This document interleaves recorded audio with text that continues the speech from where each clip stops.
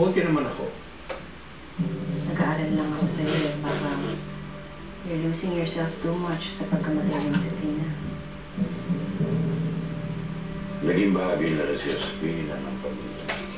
Hindi naman siguro ang pagtataka ko. Dahil ang galing sa pagkamatay niya. Concern lang naman ako sa'yo, pa. Diba sa kalusugan mo sobrang pag-iisip? Please do your job, okay? Huwag lang magpagalit. Kelly. Salamat po. Condolence po. Condolence. Condolence po.